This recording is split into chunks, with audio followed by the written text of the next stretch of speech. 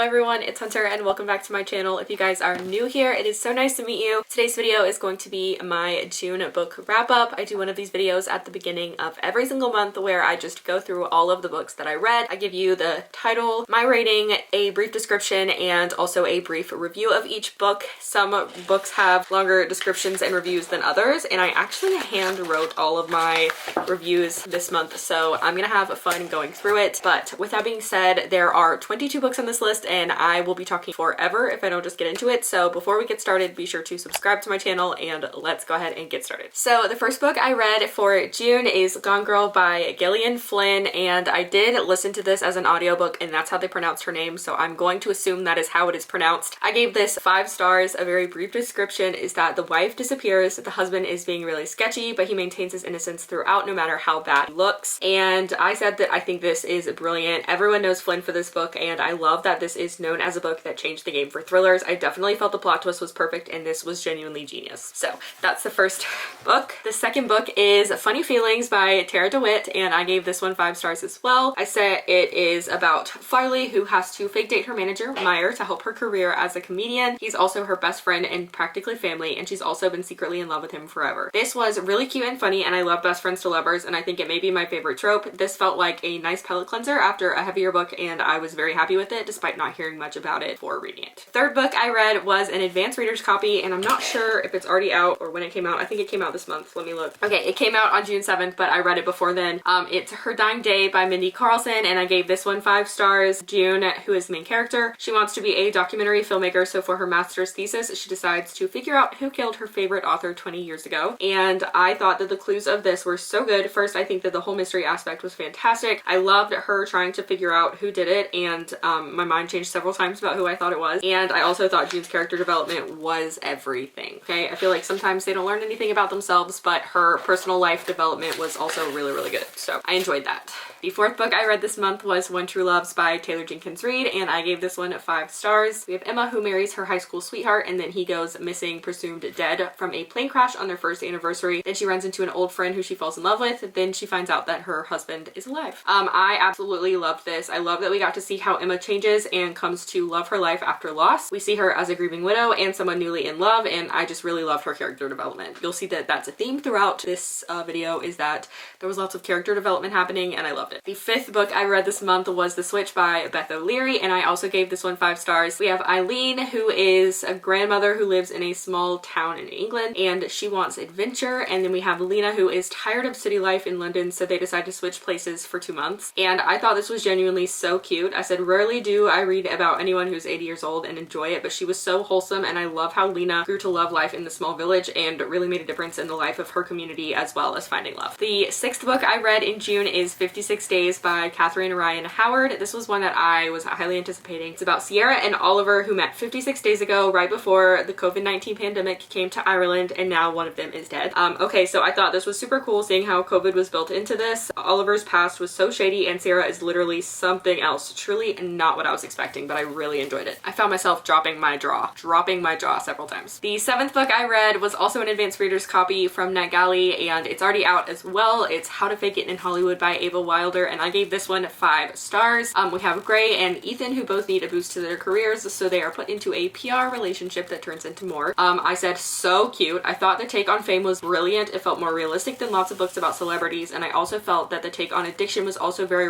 realistic in a way that's rarely portrayed in books. Book number 8 of the month was also an advanced reader's copy. The author actually reached out to me and asked if I wanted to have a free copy of her book in exchange for a review. So it is Discordant Memories by D. Rawlings, and I gave this one 5 stars. Never heard of this author before, and I've also never heard of this book until she reached out to me. But we have Trina, who feels unhappy in her life, and then one day she wakes up in the hospital with no memory of the last 6 months. So she starts to slowly get her memories back, and her life is nothing like she thought it was. This was not at all what I was expecting, but it was super fast paced and I couldn't put it down. I loved how Trina developed through the book, and I loved her discovering her memories with her. This felt like a thriller romance, and to me it was a perfect combination of my 2 favorite genres, because a lot of times romance books can have thriller elements and thriller books can have romance elements, but rarely is it so obvious that it's like back and forth rather than just one of those genres with little elements of the other one, if that makes sense. Book number 9 was 9 Perfect Strangers by Leanne Moriarty. I gave this one 4 stars. They have 10 days in a health resort 9 strangers are all there for a different reason, but no one anticipates how weird things are about to get. This was really good, and I loved how much detail went into each character, and I loved that each person did change for the better despite the circumstances getting weirder and weirder while they're at this health retreat. The only reason I gave it 4 stars was because I find it difficult to follow stories with like more than 3 perspectives, and this one did. Book number 10 of the month was Book of Cold Cases by Simone St. James, and this one was also highly anticipated for me. I think I had to wait forever. It was like 15 weeks or something to get it from the library. I gave this one 5 stars. We have true crime blogger Shay is determined to find out what happened with the lady killer case from the 70s, and so she interviews the main suspect who was dismissed from the case. Not what I was expecting at all, but I loved it. It was a lot creepier than I expected, but literally loved the relationship between Shay and the suspect and how she got to the bottom of what went on, and she broke the case wide open. Even though it was a cold case and it was still open, she figured it all out, and I just love how she figured it out. Book number 11 of the month is Lying in Wait by Liz Nugent, and I gave it 5 stars. First off, I want to say that I only knew this book existed because I went to a bookstore and saw it on a shelf. I've never heard anyone talk about it before, but the description, they didn't want to kill her, but they did, and now they are doing everything they can to protect themselves. The son in this book, Lawrence, was a brilliant character. There were so many things about this that were shocking and unexpected, and it was so fast-paced. I hated the ending, but I feel like that's also part of why I loved the book so much, just because it was so unexpected. Once I got finished, I was like, I cannot believe that just happened. Overall, this was really good. I think it was one of my best reads this month, especially considering I haven't heard anything about it. I really want a physical copy of it now, just because it was a wild ride from the very beginning. Also, the mom is a psychopath, full-on psychopath. Book number 12 of this month was This Girl by Colleen Hoover, and this was the last Colleen Hoover book I had to read until I completed all of her books. I gave it 5 stars. It is Will's telling of the events that take place in the book Slam, and it's the 3rd book in the Slam series. I really liked Will's perspective, and to be fair, I like to read the male's perspective of the books. I feel like this could have been put together into the Slammed book, but I appreciate that even though it was a retelling, and like I said, could have been in the 1st book, because it takes place as him like retelling the story as it happened in the past rather than happening in the present. I really liked that, and that you got Lincoln's thoughts on Will's thoughts as well. So I really liked that part. The next book that I read was the audiobook of Daisy Jones and the Six by Taylor Jenkins Reid, and 5 million stars, to be honest. 5 million stars. Absolutely incredible. I'm gonna be doing a video ranking all of Taylor Jenkins Reid's books because I have finished all the books that she has out now, and I have like a very in-depth review of Daisy Jones and the Six where I'm gonna be discussing that. I've already actually filmed it. So very in-depth review, so if you want my full thoughts on it, then I'll be sure to just be sure to subscribe so you can see that when it goes live. But it is beautiful. Dynamic wild child and band of 6 come together to create something beautiful,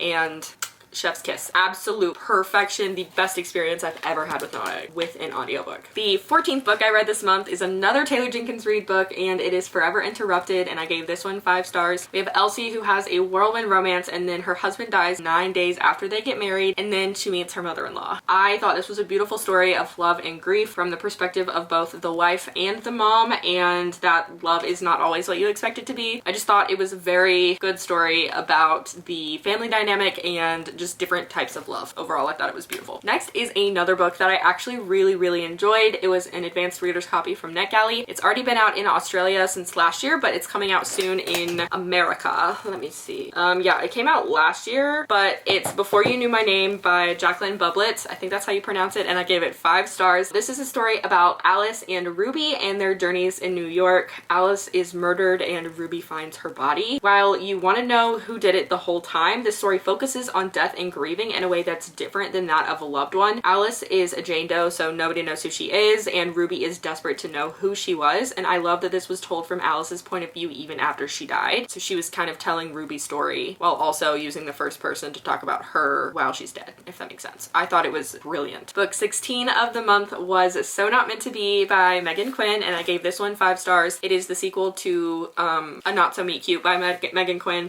You have JP and Kelsey. This is a billionaire's romance, enemies to lovers in forced proximity. That's pretty much all you need to know. I thought this was so funny. I think all of her books are rom-coms, but this one is by far the funniest one I've ever read. I just found myself laughing out loud while I was reading it, and it's spicier than I normally like or usually read, but I think it was very much worth it for how funny it was. If you like spicy books, I think you would really like this one. There was a bit of a slow burn in it, but I really did enjoy this one just because of how funny it was. Also, she references references a lot of previous characters in this book, so it was really fun to see that as well. Books number 17, 18, and 19 all require ridiculous trigger warnings about pretty much everything under the sun, so if you have any trigger warnings, I just would not recommend them. Karen Slaughter books I feel like are very acquired taste, and so I just wanted to give that a heads up while we're on that. But they're all the first, second, and third books of the Grant County series: Blindsided, Kiss Cut, and A Faint Cold Fear. I gave Blindsided and A Faint Cold Fear 5 stars, and I gave Kiss Cut 4 stars. Blindsided is about the town pediatrician and medical examiner finds a local professor brutally murdered in the bathroom of a diner. Book number 2 is about a teenager who gets shot by the police chief, and after she is holding a gun to someone else, and when they perform the autopsy, they find out that something else is going on, and they have to get to the bottom of it. And A Faint Cold Fear is about a body that looks like a suicide, but their gut says it's something more sinister. And I kind of have the same feelings about all of them. I did give Kiss Cut 4 stars because I feel like there were some things in that book that felt kind of offensive. They didn't offend me because I do not fall within the group of people that it was offensive to, but I feel like it was written in 2001, so it very much has the social like thought of a book written then, so if that makes sense. But I feel like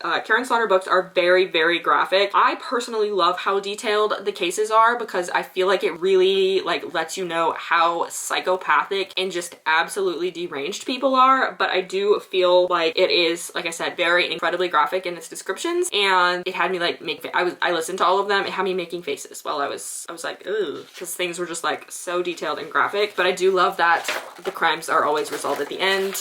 You catch the killer, you figure out what's going on, that kind of thing. So I do appreciate that. They are part of a series, but I feel like you could read them as a standalone, but they do bring in elements, not elements, but like storyline from previous books. So I feel like that's important to note. And the last 3 books are definitely a lot lighter than those 3. Number 20 is Something Wilder by Christina Lauren, and I gave this one 5 stars. This is Second Chance Romance meets National Treasure meets Wild West. I thought this was so cute, and I think this may be my favorite Christina Lauren book yet. Leo and Lily were so cute, and I loved that there were a bit of thriller elements. Just everything about this was so cute. I felt so good reading it. Actually, I listened to it. It was just a really good time. It was a quick read for me. I got it done in like 4.5 hours, and it was so cute. So I highly recommend. This is their newest book, so definitely I would recommend checking that one out. Next is Dream On by Angie Hockman, and I gave this one 5 stars. By the time this video goes live, the book will be available to purchase tomorrow, so on July 5th, 2022. Basically, Cass goes into a coma and wakes up asking for her boyfriend, who doesn't exist, and then almost a year later she actually meets the guy who was in her dreams. I thought this was so cute.